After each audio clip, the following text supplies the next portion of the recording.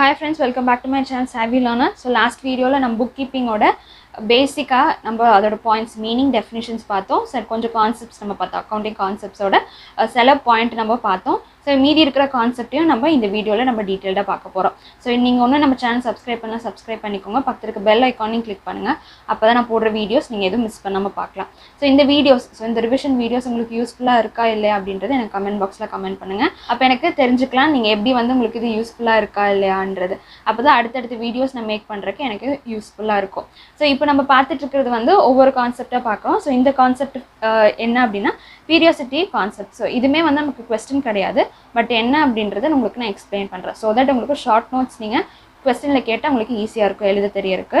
So இப்போ இந்த concept என்ன அப்படின்றத நம்ம பார்த்துலாம். ஸோ இந்த கான்செப்டில் என்ன அப்படின்னா நம்ம எவ்ரி இயர் நம்ம ப்ரிப்பேர் பண்ணுற அக்கௌண்ட்ஸை எவ்ரி பர்டிகுலர் பீரியட் கண்டிப்பாக நம்ம என்ன பண்ணணும், அக்கௌண்ட்ஸை க்ளோஸ் பண்ணி நமக்கு ப்ராஃபிட்டாக லாஸாக அப்படின்றத நம்ம செக் பண்ணணும். ஸோ அது necessary.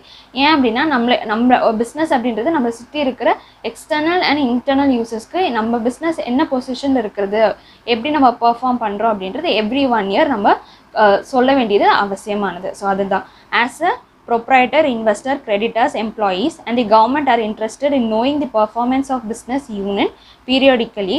It becomes necessary to select a particular period, normally 1 year, for measuring performance. So அப்போ நம்மளோட பிஸ்னஸ் எப்படி பெர்ஃபார்ம் பண்ணுறது, யாருக்கு proprietary, investors, creditors, employees, government எல்லாருக்குமே இம்பார்ட்டண்ட்டானது, எல்லாத்துக்குமே தெரியணும் அப்படின்னு சொல்கிறாங்க. ஸோ இதுதான் இந்த கான்செப்டோட இம்பார்ட்டண்ட்டான points.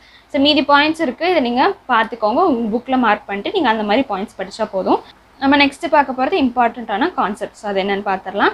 According to this concept, revenue during and accounting periods are matched with expenses incurred during that period to earn the revenue during that period. So இதை என்ன சொல்லியிருக்காங்க அப்படின்னா நம்ம எதெல்லாம் ரெவென்யூ அந்த பர்டிகுலர் ஒரு டியூரிங் அக்கௌண்டிங் பீரியடில் என்னென்ன ரெவென்யூ ஏர்ன் பண்ணியிருக்கோமோ அதே மாதிரி என்னென்ன எக்ஸ்பென்சஸ் நம்ம இன்கர் பண்ணியிருக்கோம். இன்கர் அப்படின்றது என்னென்ன எக்ஸ்பென்சஸ் செலவு பண்ணியிருக்கோமோ அது எல்லாத்தையுமே அந்த பர்டிகுலர் பீரியட்லேயே ரெக்கார்ட் பண்ணணும் அப்படின்னு சொல்கிறாங்க. இன்கேஸ் அது நமக்கு வந்திருக்கா வரலையா அப்படின்றது செகண்டரி, பட் நம்ம ரெக்கார்ட் பண்ணணும். இதுதான் மேட்சிங் கான்செப்டோட இம்பார்ட்டண்ட்டான point. So this concept is basically on accrual concept and periodicity concept. So இந்த ரெண்டு கான்செப்ட்டும் கம்பைன்ட் ஆயிருக்கு அப்படின்னு சொல்றாங்க. All expenses are paid during that periods are not considered, but only the expenses related to accounting periods are considered. என்ன இருக்கு, expenses paid during the periods are not considered. So சில expenses பே பண்ணதை consider பண்ணல அப்படின்னு சொல்கிறாங்க. But என்ன சொல்கிறாங்கன்னா அந்த மாதிரி எக்ஸ்பென்சஸ் எல்லாத்தையுமே நம்ம என்ன பண்ணணும், கன்சிடர் பண்ணணும் அப்படின்னு சொல்கிறாங்க.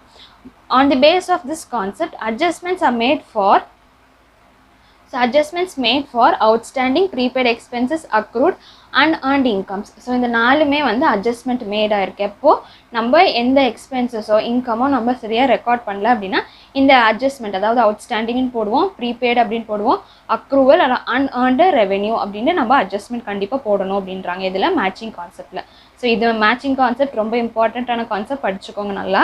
Next realisation concept. ஸோ இதை பற்றி நான் மீனிங் மட்டும் சொல்கிறேன், மற்றபடி ஈஸியான கான்செப்ட் தான். ரியலைசேஷன் அப்படின்றது என்னென்னா நம்ம அசெட் வாங்குகிறோம்ல, அசெட் வாங்குறது மேபி இப்போ ஏப்ரலில் வாங்கியிருக்கோம் அப்படின்னா நம்ம அசெட் எப்போ யூஸ் பண்ணுறோன்னா செப்டம்பருக்கு அப்புறம் தான் நம்ம யூஸ் பண்ணுறோன்னா, ஸோ அந்த டியூரேஷன் ஏப்ரல்லேருந்து நம்ம செப்டம்பர் மட்டும் அந்த டியூரேஷன் பார்த்திங்க அப்படின்னா நமக்கு என்ன சொல்கிறது, அந்த அசெட் யூஸ் பண்ணாமல் தான் இருக்கும். அப்போ என்ன ஆகும், நம்ம எப்போ வாங்கினோமோ அப்போ ரெக்கார்ட் பண்ணக்கூடாது, பட் எப்போ நம்ம அந்த பிஸ்னஸ்க்குள்ளே யூஸ் பண்ண ஆரம்பிக்கிறோம் அந்த அசெட்டை, இன்கேஸ் இப்போ அக்டோபர்லேருந்து அந்த பிஸ்னஸுக்கு நம்ம அந்த அசெட்டை யூஸ் பண்ண ஆரம்பிக்கிறோம் அப்படின்னா அப்போ அந்த அக்டோபர் டேட்லேருந்து நீங்கள் ரெக்கார்ட் பண்ணலாம் அப்படின்னு சொல்கிறாங்க.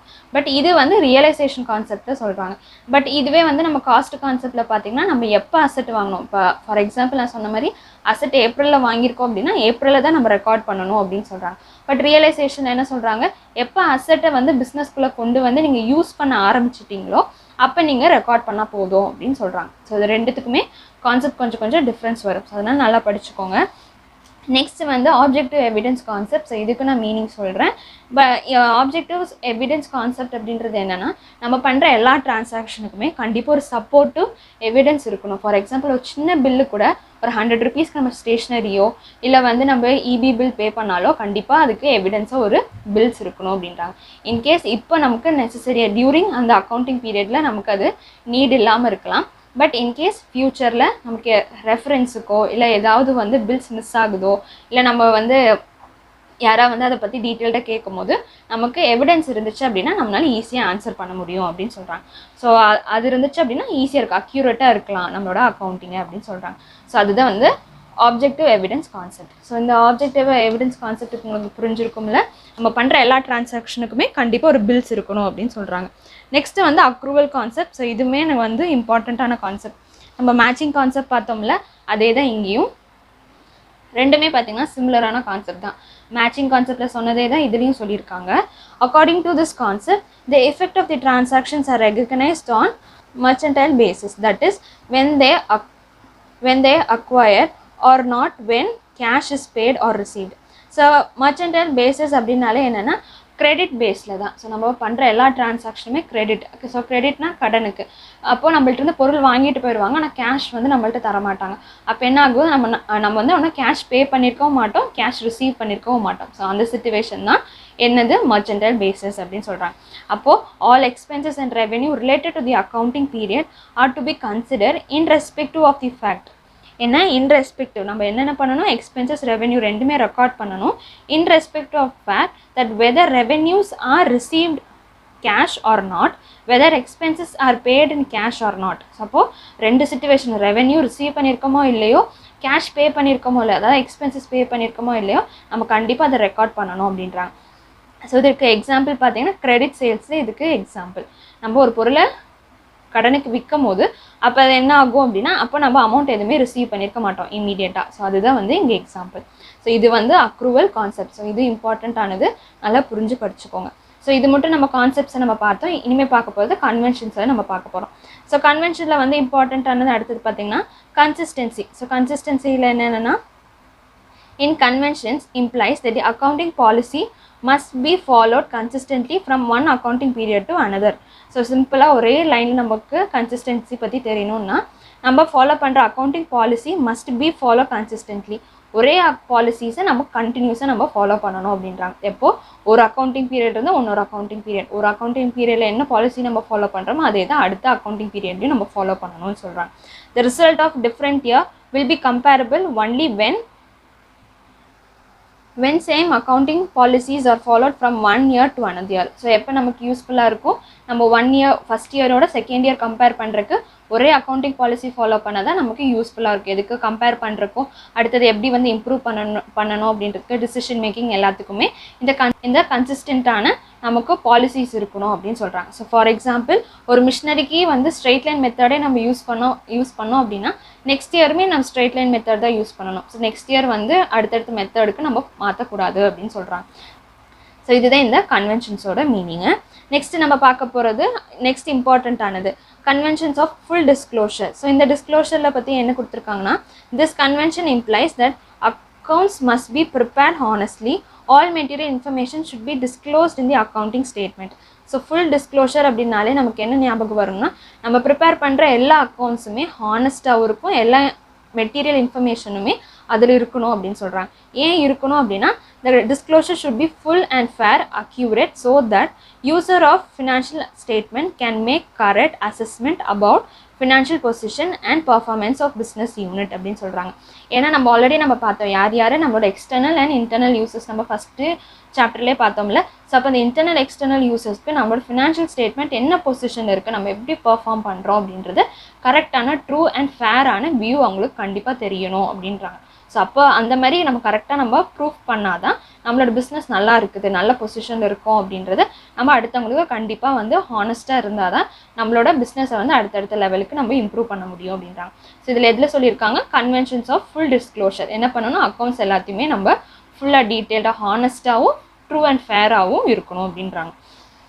நெக்ஸ்ட்டு பார்த்தீங்கன்னா கன்வென்ஷன் வந்து மெட்டீரியலிட்டி கன்வென்ஷன். ஸோ இதில் வந்து நமக்கு கொஸ்டினில் கொடுக்கல, ஸோ அதனால் உங்களுக்கு ஒரு வெறும் நான் வந்து ஷார்ட்டாக உங்களுக்கு நான் மீனிங் மட்டும் சொல்கிறேன். ஸோ மெட்டீரியலிட்டி அப்படின்றது இங்கே என்ன சொல்கிறாங்கன்னா, இந்த கன்வென்ஷனில் நம்ம எதெல்லாம் ரெக்கார்ட் பண்ணணும் அப்படின்றது அக்கார்டிங் டு நம்மளோட விஷ் அப்படின்றாங்க. இன்கேஸ் இப்போது நான் ஆல்ரெடி உங்களுக்கு நான் ஒரு எக்ஸாம்பிளில் சொல்லியிருப்பேன், நம்ம சாப்டரில் பார்க்கும்போது. ஃபார் எக்ஸாம்பிள் இப்போது ஒரு 50,000 ருபீஸ்க்கு ஒருத்தர் வந்து கூட்ஸ் வாங்கிட்டு போகிறார், பொருள் வாங்கிட்டு போகிறார். ஆனால் அதே பர்சன்ட்டு மிஸ்டர் ஏன்ற பர்சன்ட் இருந்து மிஸ்டர் பி வந்து 50,000க்கு வாங்கிட்டு போகிறார், மிஸ்டர் சின்றவர் ஒரு 5,000க்கு வாங்கிட்டு போகிறாரு அப்படின்னா நமக்கு எது இம்பார்ட்டண்ட்டாக 50,000 தான் இம்பார்ட்டண்ட்னா நம்ம 50,000 நம்ம அக்கௌண்ட் பண்ணிக்கலாம். இன்கேஸ் இல்லை எனக்கு 5000 இம்பார்ட்டன்ட்னா நம்ம 5000 நம்ம ரெக்கார்ட் பண்ணிக்கலாம். ஸோ மெட்டீரியலிட்டி எது இம்பார்ட்டண்ட்டோ அதை நம்ம ரெக்கார்ட் பண்ணால் போதும். எது இன்மெட்டீரியலோ எனக்கு இது வந்து வேண்டாம் அப்படின்னா நம்ம அதை ரெக்கார்ட் பண்ண வேண்டாம் அப்படின்றாங்க. இன்கேஸ் 50,000 பர்சன் வந்து வாங்கிட்டு போகிறது எனக்கு இம்பார்ட்டன்ட் அப்படின்னா நீங்கள் 50,000 ரெக்கார்ட் பண்ணிக்கலாம். எனக்கு 5,000ன்றது எனக்கு மெட்டீரியல் இம்பார்ட்டன்ட் கிடையாது அப்படின்னா அது வந்து இன்மெட்டீரியல் அப்படின்னு சொல்லுவாங்க. ஸோ டிஃப்ரென்ஸ் இருக்குது. நம்ம சில டைம் வந்து ஸோ அதை விட கம்மியாக வாங்கிட்டு போகிறவங்களும் நம்ம கன்சிடர் பண்ணாமலும் இருக்கலாம். ஸோ அது எல்லாமே இன்மெட்டீரியல். ஸோ நமக்கு எது இம்பார்ட்டண்ட்டோ அதை மட்டும் நம்ம ரெக்கார்ட் பண்ணால் போதும். எது நமக்கு இம்பார்ட்டன்ட் இல்லையோ அதை நம்ம ரெக்கார்ட் பண்ண வேண்டாம் அப்படின்னு சொல்கிறாங்க. ஸோ ஒரு இம்பார்ட்டண்ட்டான லைன் பார்த்தீங்கன்னா an item material. So item material to one person may be immaterial to another person. So ஒரு பர்சனுக்கு அது இம்பார்ட்டண்ட்டாக இருக்கலாம், அதான் மெட்டீரியல்டாக இருக்கலாம், இன்னொரு பர்சனுக்கு அது இன்மெட்டீரியலாக இருக்கலாம் அப்படின்னு சொல்கிறாங்க. ஸோ லாஸ்ட்டு கன்வென்ஷன் நம்ம பார்க்க போகிறது என்னென்னா கன்சர்வேட்டிசம் ஆர் ப்ரூடன்ஸ். ஸோ இதுக்கு மீனிங் என்னன்னு மட்டும் நான் சொல்கிறேன். நம்ம ரெக்கார்ட் பண்ணுற எல்லாமே, அதாவது முன்னாடி நம்ம சொன்ன மாதிரி எக்ஸ்பென்சஸ் அண்ட் இன்கம் நம்ம ரெண்டுமே வந்து ரிசீவ் பண்ணுறோமோ இல்லையோ நம்ம ரெக்கார்ட் பண்ணணும் அப்படின்னு சொல்கிறாங்க. ஆனால் இதில் வந்து இன்னொரு இதுக்கு போயிருக்காங்க. என்ன அப்படின்னா நமக்கு வர எல்லா லாஸஸும், ஸோ நம்மளுக்கு வர எல்லா லாஸஸும் நம்ம ரெக்கார்ட் பண்ணணும் அப்படின்னு சொல்கிறாங்க. ஸோ இதில் என்ன அப்படின்னா while recording the business transaction one has to anticipate no income but provide all possible losses. So நமக்கு வர எல்லா லாஸஸும் நம்ம ரெக்கார்ட் பண்ணணும் அப்படின்னு சொல்கிறாங்க. ஸோ அதுதான் வந்து இதில் கன்சர்வேட்டிசமில் இருக்கிற இம்பார்ட்டண்ட்டான பாயிண்ட். ஸோ இதுக்கு வந்து ஒரு எக்ஸாம்பிள் உங்களுக்கு கொடுத்துருக்காங்க. க்ளோசிங் ஸ்டாக்கோட இம்பார்ட்டண்ட்டான, அதாவது க்ளோசிங் ஸ்டாக்கோட வேல்யூ பார்த்தீங்கன்னா 35,000. ஆனால் அதோட ரியல் வேல்யூ, அதாவது நம்ம விற்கிற வேல்யூ பார்த்தீங்கன்னா 35,000க்கு விற்கிறோம். ஆனால் அதோட நிஜ விலை அப்படின்னு ரியலைஸ்டு வேல்யூ அப்படின்னா 25,000 தான். பட் அதுக்குள்ள ரெண்டுத்துக்குள்ள டிஃப்ரென்ஸ் எவ்வளோ, நமக்கு 10,000 rupees. ஆனால் நம்ம வந்து எவ்வளோத்துக்கு வந்து ரெக்கார்ட் பண்ணணும் அப்படின்னா 25க்கு தான் நம்ம ரெக்கார்ட் பண்ணோம். இன்கேஸ் 35,000 நம்ம ரெக்கார்ட் பண்ணோம் அப்படின்னா அது நமக்கு லாஸஸாக மாறும். ஸோ இதுதான் வந்து கன்சர்வேட்டிசமோட இம்பார்ட்டன்ஸ்ன்னு நமக்கு சொல்கிறாங்க. ஸோ என்ன பாசிபிள் லாஸஸ் இருந்தாலும் அதையும் நம்ம ரெக்கார்ட் பண்ணணும் அப்படின்றாங்க. ஸோ இதுதான் நம்மளோட கான்செப்ட்ஸ் அண்ட் கன்வென்ஷன்ஸோட இம்பார்ட்டண்ட்டான பாயிண்ட்ஸு.